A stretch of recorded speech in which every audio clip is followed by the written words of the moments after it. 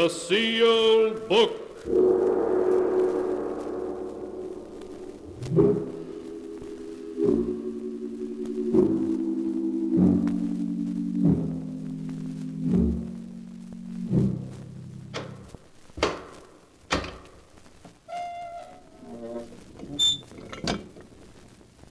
Once again, the keeper of the book has opened the ponderous door to the secret vault, wherein is kept the great sealed book, in which is recorded all the secrets and mysteries of mankind through the ages. Here are tales of every kind, tales of murder, of madness, of dark deeds, strange and terrible beyond all belief. Keeper of the book, I would know what tale we tell this time. Open the great book and let us read. Slowly the great book opens. One by one, the keeper of the book turns the pages and stops. The strange story of a scientist who delved into the unknown with frightening results. A tale titled, Beware of Tomorrow.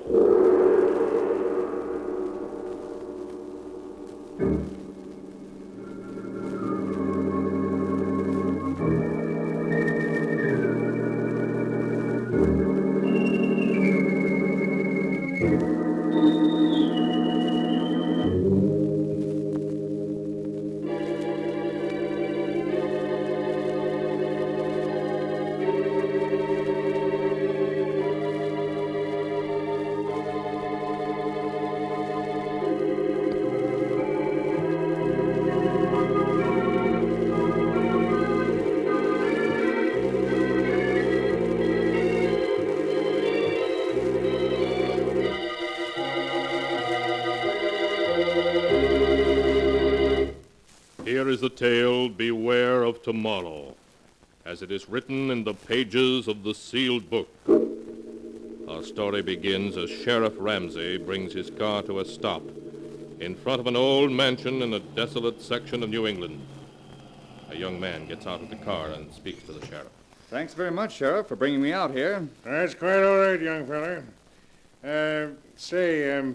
Do you know Professor Clark? The man that lives in this old mansion? Why, yes. I was Professor Clark's laboratory assistant back in college. Why? Well, there's been some talk in town of running him and that man of his, that Barton fellow, right out of the county. But what has anybody got against the professor? Well, there isn't a milder man in the world. Well, maybe so. But folks has got wind of what happened at the state penitentiary over in Hillvale last year. Sure, if you're talking in riddles. What did happen? The professor went over there when they hanged Richards, that hold-up killer. And the warden give the professor the murderer's brain. So what? Folks think he's keeping that brain in a big glass jar and making it grow. Oh, that's perfectly ridiculous. Well, I'm not saying I ever believed it.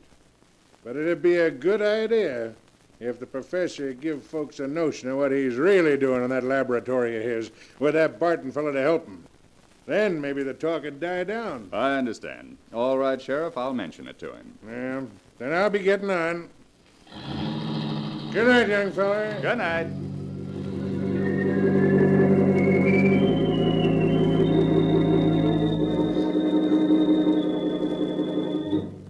A few moments after Dr. Richard Dale had knocked on the door of the ancient mansion, a frail, white-haired old man answered the door. An old man who could hardly speak in his joy as he gripped Richard Dale's hand. He led the way down a long hall to a great room where strange equipment took up almost every inch of space. Retorts and electric furnaces, generators, batteries, great glass vats. Dr. Dale stared around him in intense curiosity as Professor Clark helped him off with his hat and coat. There. Now sit down, Dick.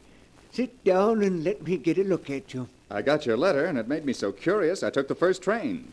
You promised me a surprise. Is this it, this amazing laboratory? No, my boy. We'll come to that in a moment, after you've met Barton, my assistant. Oh, Barton, Yes, Professor? Dr. Dale has arrived. I want you to meet him. Why, of course. How do you do, Dr. Dale? How do you do?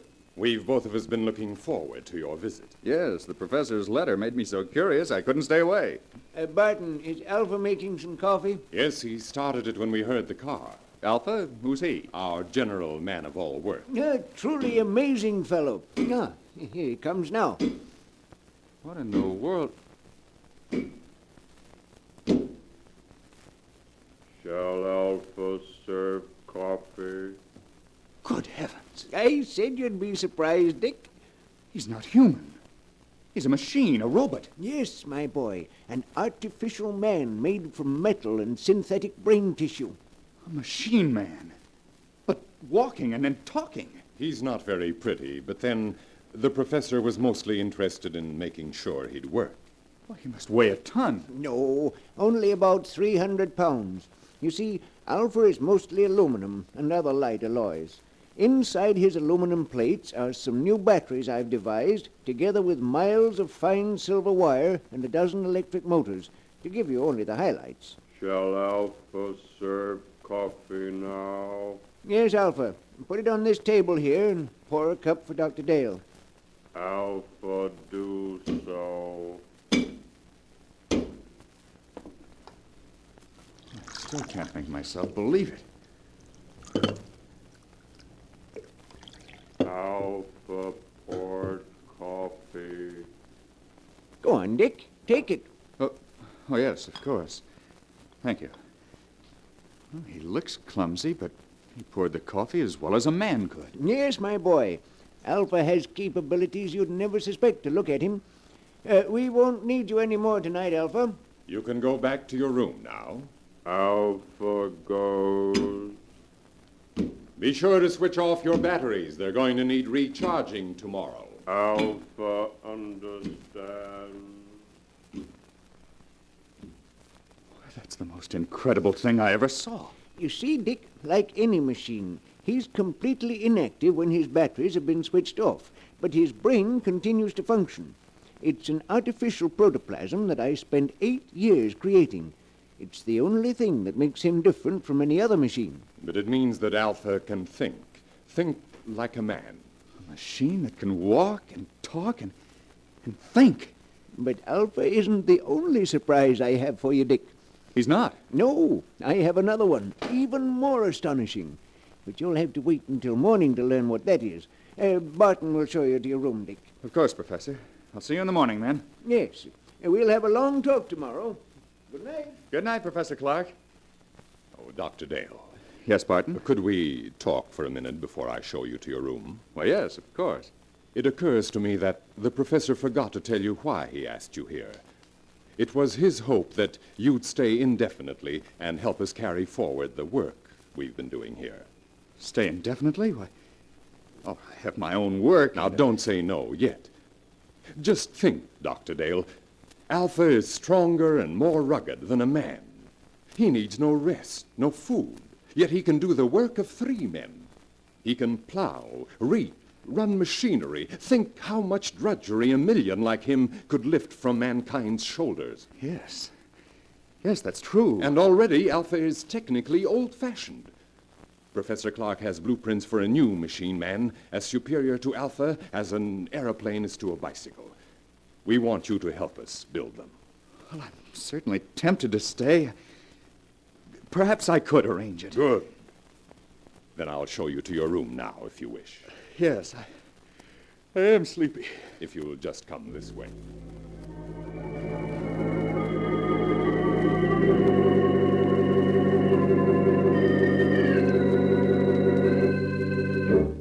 His mind in a whirl of amazement, Dr. Dale retired and finally fell into an uneasy sleep. How long he had slept he did not know when abruptly he woke with a scream ringing in his ears. The cry came from downstairs.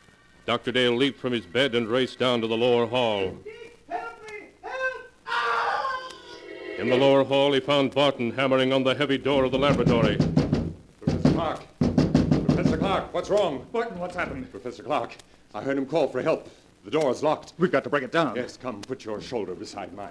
Right. Are you ready? Ready. Then shove. Oh, once again. All right, once more. Professor Clark, where are you? Professor Clark, he's not here. Yes. Yes, he's here. Lying on the floor beside the window. He's been murdered. It was Alpha. It must have been. No one else could have done it. Where is Alpha? The window, it's open. He went out that way. We've got to go after him. I'm afraid it's hopeless. At night in these woods, we couldn't possibly find him. No. No, you're right, of course. It'll be morning soon. Then I think he'll come back. He knows that he can only go for a few more hours before his batteries must be recharged. But Barton, why did he kill the man who created him? The professor has been thinking of destroying Alpha because he's now technically out of date. Perhaps that's the reason Alpha killed him. Poor Professor Clark. We'll have to notify the police. That is only the sheriff. In any case, I think we should wait until morning and then report the professor's death as an accident. An accident? Yes. If the authorities learn the truth, our research may be stopped. And when Professor Clark has achieved so much, can we let it go for nothing? Why, no, of course not. Dr. Hale, we must carry on his work for him. Yes, that's what he would want. Then you will help me to continue it? You'll stay? Yes. Yes, I'll stay.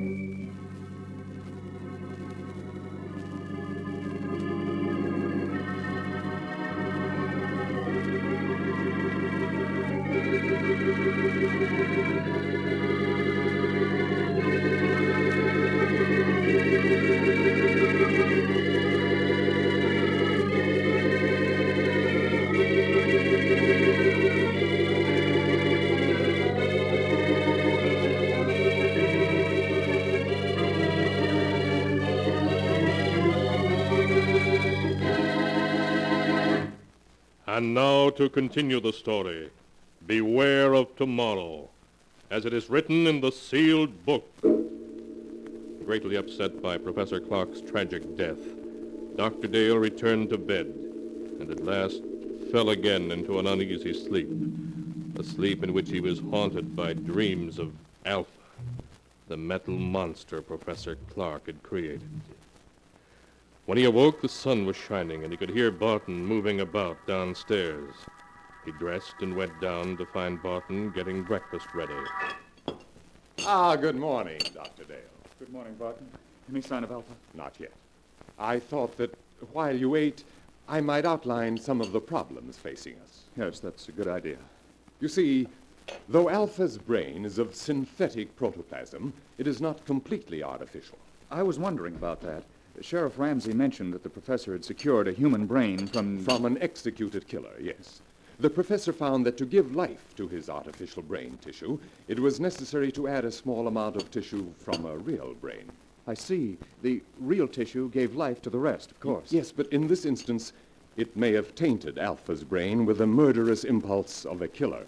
It sounds perfectly plausible. So our first problem will be to obtain untainted brain tissues to blend with the artificial tissues we will make according to the professor's formula. Well, that should give us no trouble. I can get what we need through the research laboratories with which I'm connected. Then that solves our worst problem. The rest will be matters of detail. Fortunately, there is enough equipment here to build a dozen or so robots. Like Alpha, you mean? No, indeed. The far more advanced type Professor Clark was perfecting. Oh, if you finished your breakfast, I have something to show you. Yes, I'm through. I don't feel much like eating after last night. Then come with me to the laboratory, and I'll show you the second surprise that Professor Clark had in store for you.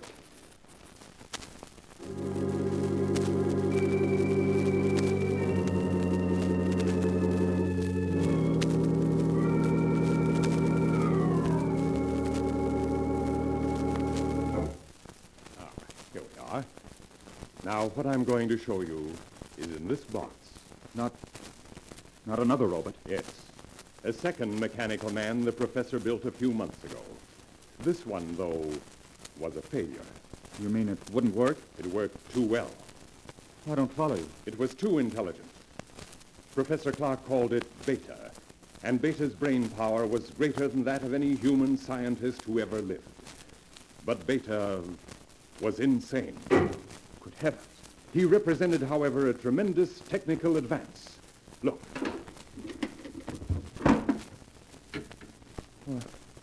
It looks exactly like a human being. Yes. Professor Clark used me for a model when he built Beta. It's an excellent likeness. Touch the face, Doctor. All right. It feels smooth and rubbery with a hard surface underneath. The surface is a new plastic Professor Clark developed with which he could imitate exactly the appearance of human skin. Underneath is an aluminum body on which the plastic was baked. I see. Beta's hair, eyes, and teeth are all artificial too, but he walked and talked and acted so much like a human being that no man alive would have guessed his secret. No, you would have fooled me completely. Did you say he was insane? From the human viewpoint, yes. He considered himself superior to the human race. With his enormous brain power, he intended to make himself ruler of the world. Oh, you're joking. Not in the least.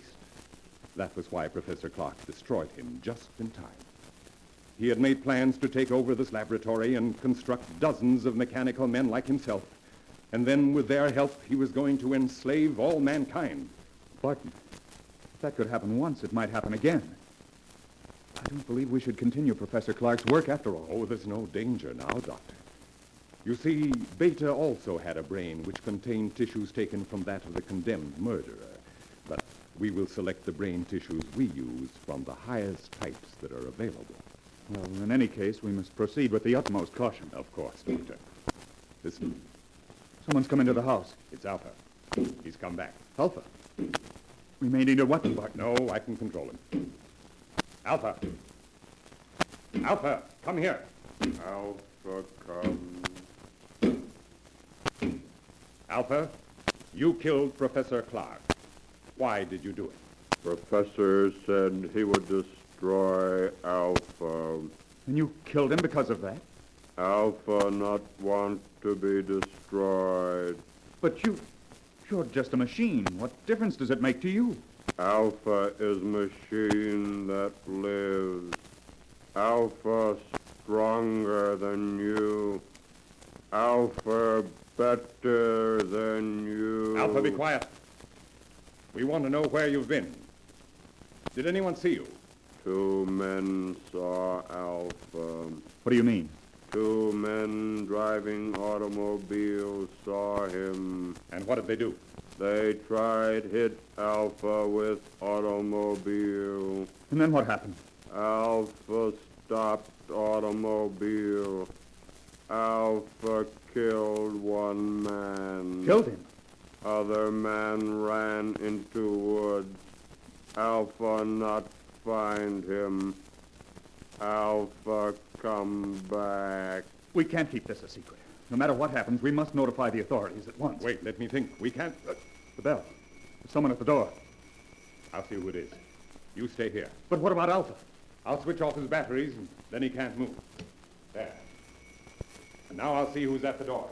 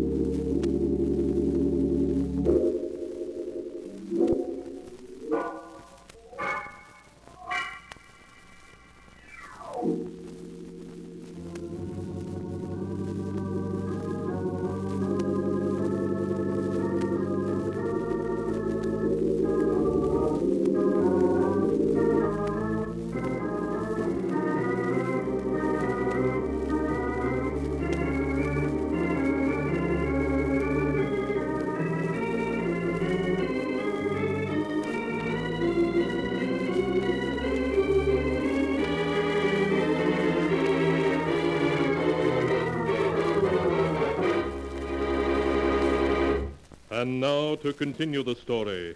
Beware of tomorrow, as it is written in the sealed book. Dr. Dale waited tensely as Barton went to answer the doorbell. He heard the door open and recognized the excited voice of Sheriff Ramsey speaking. Then a moment later, Barton came back into the laboratory, followed by the sheriff, who held a revolver in his hand. But, Sheriff, if you'd only let me explain... Never mind that. You're coming with me, both of you. The professor, too. Where is he? Professor Clark is dead, Sheriff. Dead. He was killed last night when an experiment he was engaged in went wrong. An experiment, eh? I suppose it was an experiment that crushed the life out of Jed Thompson an hour ago down the road and scared Fred Jennings so bad all he can do is jabber about monsters. It's true. The thing that killed both the professor and Thompson is an experiment. It's standing there behind you. Behind me? Oh! Yeah. Man made out of machinery. Don't be alarmed, Sheriff. It's perfectly harmless now. It is a machine man which Professor Clark built. Unfortunately, it got out of control. I don't believe it. I don't blame you, Sheriff, but that's the truth. I think I can convince you. What are you doing? Stand still or I'll shoot. I'm simply going to switch Alpha on. There. Now he can move and speak as well as you or me. That thing talk? You're lying. You're up to something. Alpha, will you tell the sheriff that it was you who killed Mr. Thompson? Alpha killed man. Man tried hit Alpha with car. Why, so that's what the professor was doing all this time. Building that thing. Now, Sheriff, surely you realize that we are not murderers. Oh. Maybe not. But you're coming to jail just the same. You're partly responsible anyhow. But, Sheriff... Anyway, it's for your own protection. There's a mob on the way out here, and they're going to burn this place down. I got to put you in jail for your own safety. That mob's ready to lynch you right now. Burn the place down. That's what I said. So turn that machine thing off and come along. We ain't got much time. No. All this equipment, machinery, the professor's notes, they must not be destroyed. We must stop them. Yes, Sheriff, the loss to science. Never mind science. You got your own skins to worry about. That mob means business, so let's get started. I'm afraid we can't do that, Sheriff. I've got a six-shooter here that says different. We have no choice, Barton. Oh, yes, we have. Alpha, take the gun away from this man. Alpha will do. What are you doing? Stop him. You stop him or I'll... No. No, let go of me. Stop him! Stop him! Too late, Dr. Dale.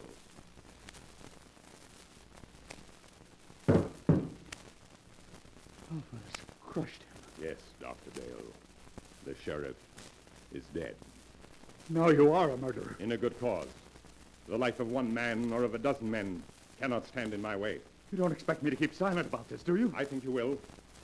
Alpha? Alpha! He doesn't answer. His batteries have gone dead. The last burst of energy must have drained them dry. But it makes no difference. I think it does. A big difference. There. See this? Sheriff Ramsey's revolver. With 3 bullets still in it.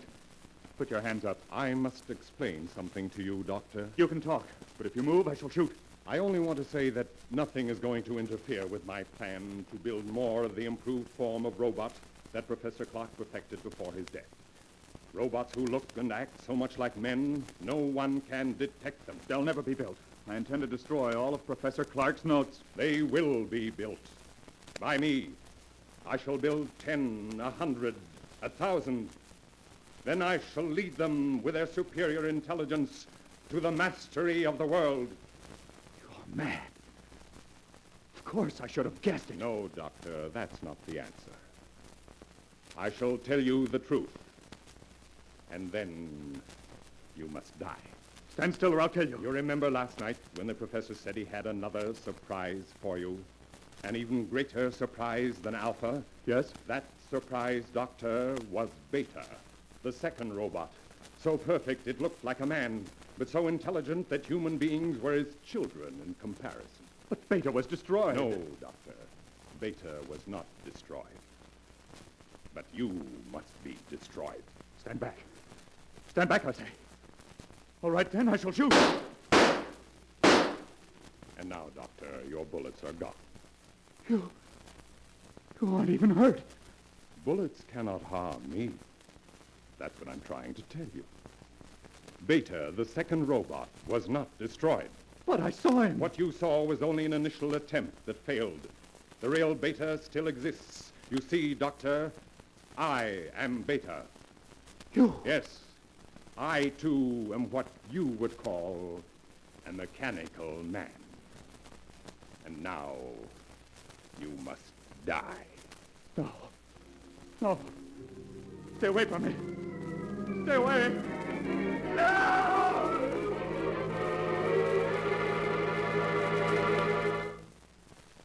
And so ends the tale. Beware of tomorrow, as it is written in the sealed book. Shortly after Dr. Dale's murder, a fire swept through the old mansion, burning it to the ground. To this day, the ruins are avoided by the natives, for cursed is the ground where evil has dwelt.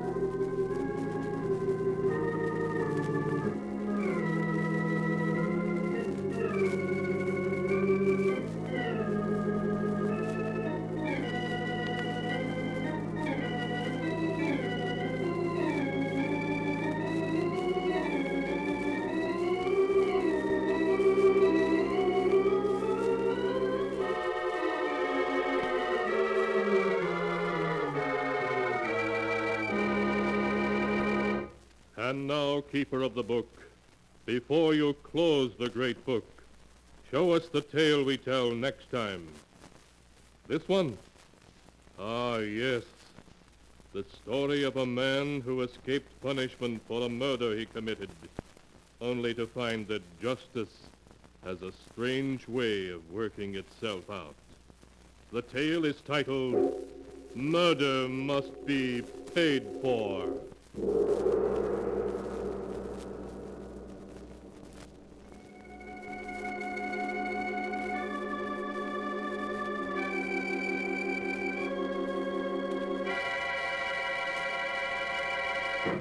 Be sure to be with us again next time, when the sound of the great gong heralds another strange and exciting tale from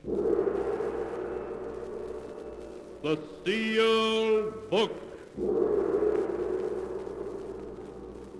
The Sealed Book, written by Bob Arthur and David Cogan, is produced and directed by Jock McGregor.